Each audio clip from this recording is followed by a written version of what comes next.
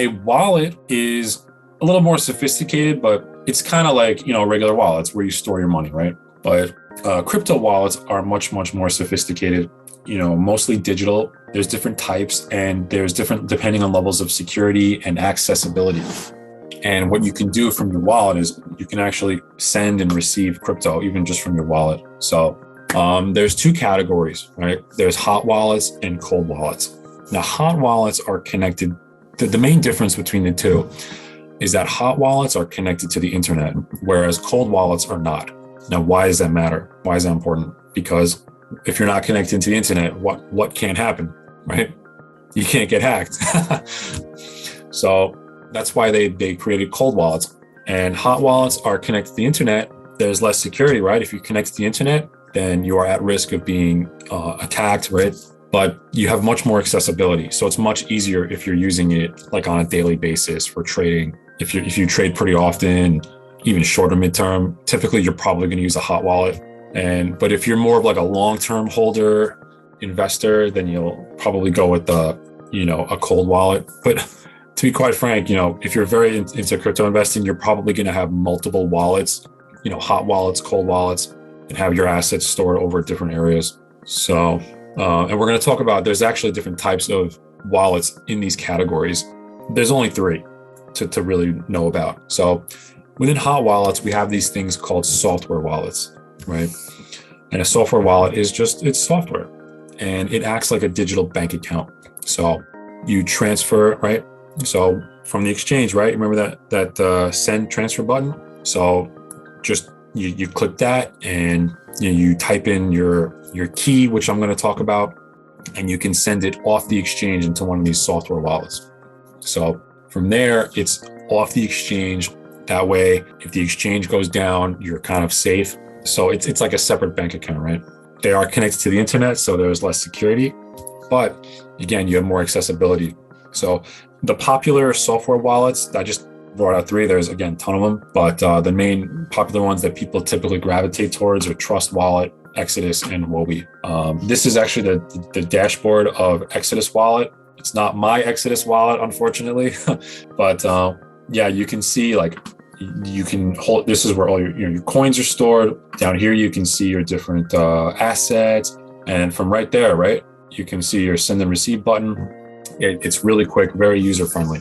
That's software wallet, and so that's what most people use if they're just kind of either doing like casual trading or just trading like daily or every so often. And it's still pretty secure, So less secure doesn't mean not secure, right? It's just less secure than like a cold wallet, which I'm going to talk about. So then we get into the cold wallets, right? You have your hardware wallet, which is it's hardware, right? It's actual physical object. They kind of look like USB flash drives, right? They're offline, so you have to plug it into your computer and actually transfer your coins in like that. Otherwise, they're not accessible. So this lets you have obviously much higher level of security. If your coin is in, like a flash drive, then it's safe, right? It can't be hacked into. So this is really good for like long-term crypto storage. They range from about $50 to $100, and some of the key brands are either LedgerNano, Trezor, or SafePal. So those are hardware wallets, and then you have your paper wallets, right? Some of them look just like this. They look like a plane ticket, honestly, or a ticket to a show. And so a paper wallet is, again, it's physical. So it's literally a piece of paper that you print out that has, your wallet information. Like you're about to learn about public and private keys. So they have that there. They have your QR codes, which will help you to facilitate the transactions that way. So these are absolutely the most secure, but obviously they're the least accessible, right? So, and I found out they're not good for large storage. Yeah, but people definitely use them. They're definitely used a lot. So those are different types of wallets. Now, the key thing to know about the wallets is that every wallet has what they call public key and a private key. So what is that? Well, your public key, it's like giving out your address or your email address, right? You use it for doing, business and interacting with people and, sending and receiving funds, right? It's kind of your public information that you would give out publicly. So This lets you interact with the exchanges, other wallets, right? If you want to send, your grandma some tether, right? She gives you her public key and, you can just send her over, some tether, right? Here you go. So that's done with the public key. Now, on the flip side, a public key just looks like a long series of numbers and letters, just like it looks like just a bunch of random. It literally looks like somebody was just typing random letters on a keyboard. You ever do that for like a very long time? Yeah. So it's very, very hard to replicate that. And then you have your private key. So the private key, it's like giving out the keys to your house or the combination to your safe, right? Don't do it. You never give out the keys to your house or the combination to your safe. So this is the access to your vault. This is, the password to your account, right? You keep that safe. You don't tell anyone. And again, it's another long series of numbers, letters, and I think, and that's kind of where you access all your funds from. Great question, Angela. So Angela asked, what happens if the wallet gets hacked or the hardware wallet gets stolen or lost? What happens is you lose your crypto and you can't recover unless you get it back. You cannot recover it. So that is the one kind of fault, I guess you could call it, of the blockchain crypto system is, and with wallets as well, which one? This one, Exodus wallet or any of those software wallets, they're actually tied into your computer. So if you lose your computer, if you lose your wallet, your hardware wallet, if you lose your your ticket to the show here, you're gonna lose your coin and it's unrecoverable. There's this absolutely insane story of somebody who had invested in Bitcoin back in, I think, 2012, when they were only worth like a few pennies, and he had actually purchased 7,500 around their Bitcoins.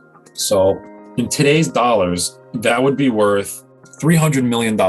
And he, before Bitcoin blew up in the last year or so, I think the guy got rid of his computer. He threw it out. So he threw out a $300 million computer. And so I think even to this day, he's still on a quest to recover his hard drive. So yeah, really terrible. So you really want to be careful. I was so shocked when I heard that. It's really heartbreaking. Yeah, really, really heartbreaking. So you definitely want to be careful, especially, so it's, your wallets are also very tied into your hardware as well. If your computer is very old, or, you just be careful, right? So, make sure that you can completely save your hard drive and transfer your hard drive to another computer, so that you can avoid a situation like that if you ever have 7,500 Bitcoins, if you ever come into possession of that. Or really any amount of cryptocurrency. There's actually a type of hot wallet, right? The online wallet so when you register with an exchange, they actually automatically will set you up with a public and private key. What I mean is the way that when you purchase crypto on the exchange, where does it go? Like, how do you have, what I mean? Like, how is it stored? So the way that works is that actually, for example, Coinbase, when you make an account and you purchase crypto, you are actually given a sort of Coinbase wallet, and they have your public and private key. So you don't know what it is. They have it, and you just have to kind of trust them. This is what they call CeFi, or centralized finance, right? It's when, you put your trust in a sort of, big business, right? To kind of keep track of your security for you. And so they have your public and private key. Now, pros of that, right, are that you don't have to really worry about it. They kind of keep track of it for you. So you can kind of send and receive everything like that, right? It does it all for you automatically. The con is if for whatever reason, Coinbase, goes out of business or gets taken down, you lose all of your currency. So a strategy to protect yourself could be to have, let's say you get really into investing, you can have your coins, you can have your assets kind of, what do you call it? Parsed out in different wallets and exchanges, right? So if for, God forbid, something happens to one, the others are safe. So that's kind of another strategy you can use to kind of protect yourself. But yeah, so That's how that works. So when you sign up for an exchange, you actually have your own like public and private key that they have access to. But so that's why people typically will also choose like, a separate software wallet or a hardware wallet, because they want to have that ownership, their public and private key. Yeah, especially if you get into more decentralized finance, you're going to need definitely like a much more secure system than that, because I think there's been more hackings and breaches too in a DeFi. Now, I don't want to give the impression that, this is just like a complete madhouse, where you can get like hacked or lose very easily. It's actually, pretty secure process. They're very secure, and, unless you break your computer or lose it or, do something silly, like fall into a scam or something, you should be okay. Yeah. Wow. So this is kind of the main content I had prepared for today. Does anyone have any questions about anything so far? All right. So I actually prepared just a few little extras. Hopefully it'll be helpful. Some basic guidelines for safer investing. Again, like use common sense. Always make sure that you trust the company that before investing in their coin. Make sure you trust the exchange, but also the coin itself too. For example, if you want to invest in, let's say, Stellar, you can go to their website and you can, read their white paper that explains all about their business and their proposition and their values. So research into their white paper, check out into who their leadership is, are they trustworthy? Do they have a good track record of success? And what are the company values, right? What's their value proposition? Like, what is their main product? Just kind of those kind of common sense things. Make sure you trust, make sure you know what you're getting into, and do your research, right?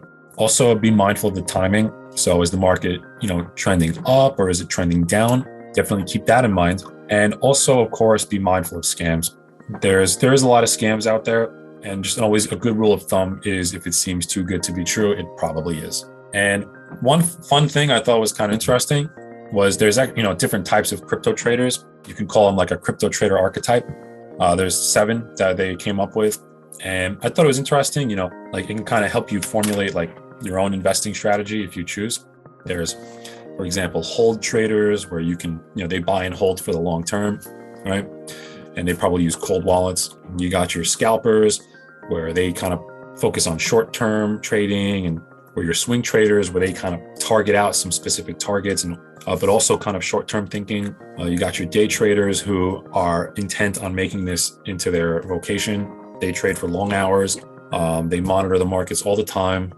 Then you got your position traders, where it's kind of like swing traders, but I guess they go a little deeper with it. Then there's your bull and bear traders, where bull traders will focus in on buying in during periods of when the market is rising in value, and then they'll let it go when the market growth stops.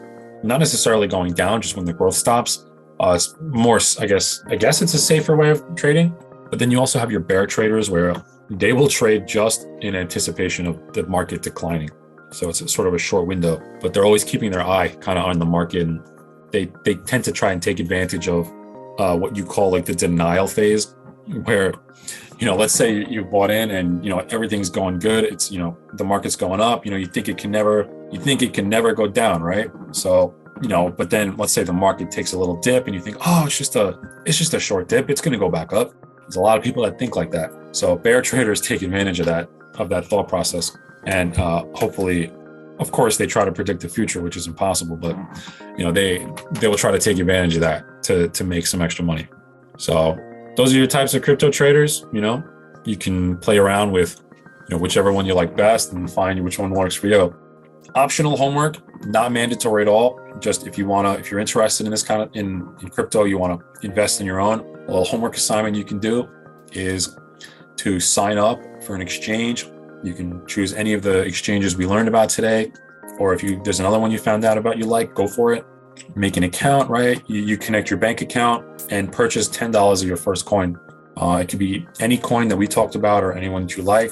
Then download yourself a software wallet and transfer it to your wallet. Again, 100% optional homework. If you're curious about investing, the best way to learn is to take action. So you can go for that. And if you do it and you learn something, definitely let's talk about it. It's really cool. It's really fun investing. It's very easy, and it's the best way to learn about our industry that we're in. So if you want to talk more about that, let me know anytime. that's pretty much our agenda for today. Next time, we're going to talk about NFTs. So non-fungible tokens. We learned a little bit about it, but there's a lot going on. It's really hot, and it's only going to get hotter as the technology develops. And so that's going to take us into like internet ownership and Web3 and metaverse, stuff like that.